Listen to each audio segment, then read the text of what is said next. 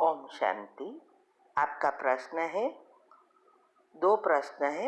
एक के वरदान में आया कि चारों ही सब्जेक्ट में नवीनता लाकर अनुभवी मूर्त बनना है, तीव्र पुरुषार्थी बनना है।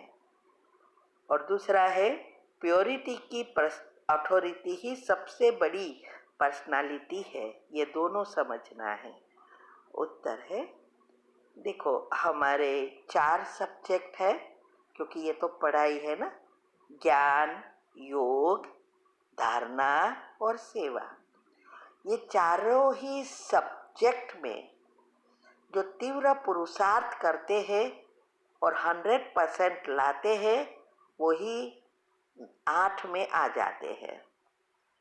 लेकिन फिर परसेंटेज कम होते होते 9 लाख नंबर पर जाते हैं और इसमें भी पास नहीं होते हैं, फिर वो 33 करोड़ तक कहाँ ना कहाँ पहुंचते हैं।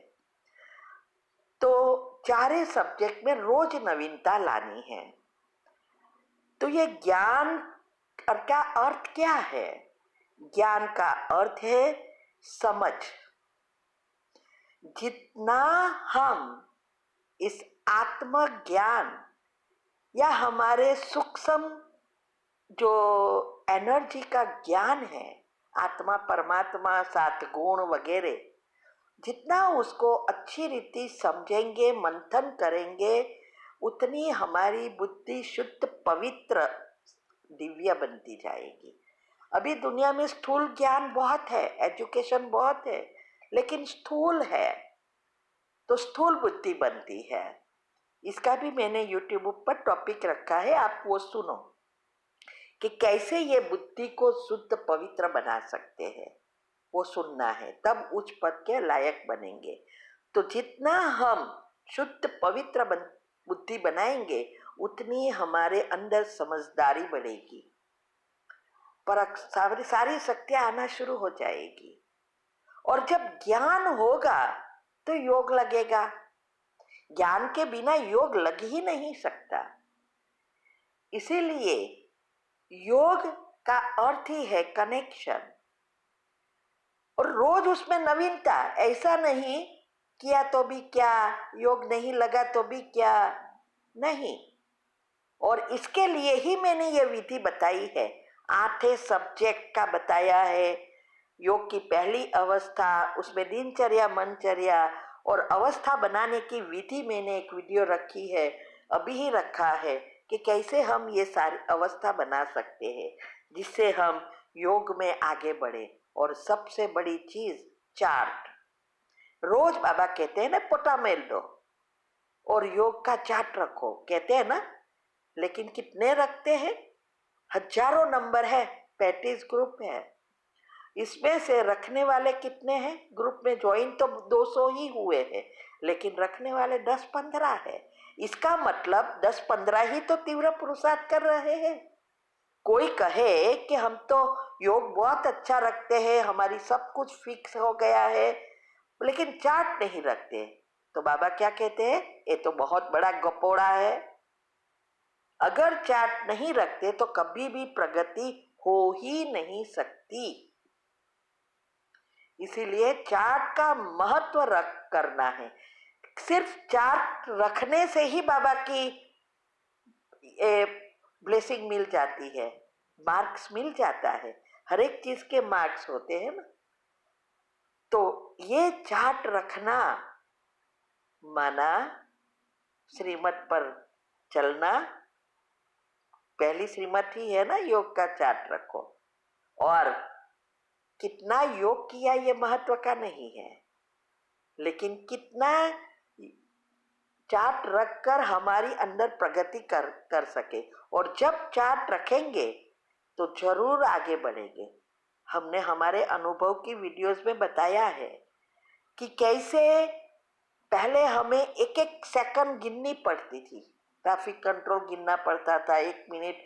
हाँ, क्योंकि सब कुछ युक्ति से करती थी, बाथरूम में जाके भी ट्रैफिक कंट्रोल कर लेती थी। ऐसा छुपके से करना पड़ता था, तो भी 1 घंटा भी मान नहीं होता था। और दादी ने कहा 108 में आना है तो 108 घंटा महीने का करना है। तब से ये पुरुषार्थ मेरा बढ़ा और आज 5-6 घंटा बैठ के कर्मयोग, सेवा और तीनों मुख्य रखती हूँ और इसका हमेशा मुझे बैलेंस रखना आ गया। तो ये है।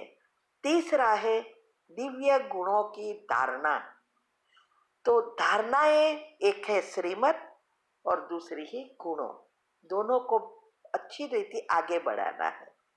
रोज श्रीमत पर कैसे युक्ति से चलना है वो तो मैंने वीडियो बताई है, आती है तीव्र पुरुषार्थ ग्रुप में, कि पहले हमारे से जितनी धारणा हो वो युक्ति योग युक्त करना है, ब्रह्मचर्य लास्ट में रखना है। और गुणों का जितने आप ये अगले 2 सब्जेक्ट में आगे जाएंगे तो दिव्य गुण ऑटोमेटिक आते जाएंगे। तो हमें रोज चेक एंड चेंज और फिर सेवा। तो सेवा में नवीनता लाना अर्थात मंथन में जाना। मुरली में रोज कितने सारे राज आते हैं, कितने राज को समझने का प्रयत्न करते हैं, मंथन कितने करते हैं? बहुत कम है। इसीलिए मैंने ग्रुप खोला है। थोड़ा मैंने मेरे लिए खोले हैं, अव्यक्त मुरली मंथन सिखाते हैं, लेकिन करे तो आगे बढ़े ना, नहीं तो फिर जैसे चलते हैं वैसे ही चलते रहेंगे। तो सेवा में नवीनता लाने के लिए बहुत चीजें करनी पड़ती है उसको। ये सब जो शास्त्रों, भक्ति, कुंडलिनी चक्र, साइंस, ये सब को क्यों मैंने रिसर्च किया हेल्थ के बारे में, इसीलिए जैसी सामने वाली व्यक्ति वैसा उसको हम समझा सके। दूसरा यह भी है कि कैसा समय, सिचुएशन, उस अनुसार हम सेवा युक्ति से कर सके। और ये सारी यूट्यूब पर ग्रुप, व्हाट्सएप ग्रुप खोलने का मकसद यही है कि बाबा के बच्चे जो ऑलरेडी बने हैं वो आगे बढ़े और जो नए हैं, नहीं बने हैं, वो उसको समझे, मैसेज ले और उसमें से भी जो भी अभी वंचित है भाग्य बनाने से, वो कोर्स करके आगे बढ़े। और इसके लिए ही ये सारी मेहनत करा रहे हैं बाबा। तो ये है नवीनता लाना। ऐसा नहीं चलो उठे सुबह में तो भी क्या, ना उठे नींद आ गई बीच में, किया ना किया, ट्रैफिक कंट्रोल हुआ ना हुआ, जैसे दुनिया में चलते रहते थे वैसे ही ज्ञान मार्ग में चले तो कभी भी प्रगति नहीं हो सकती।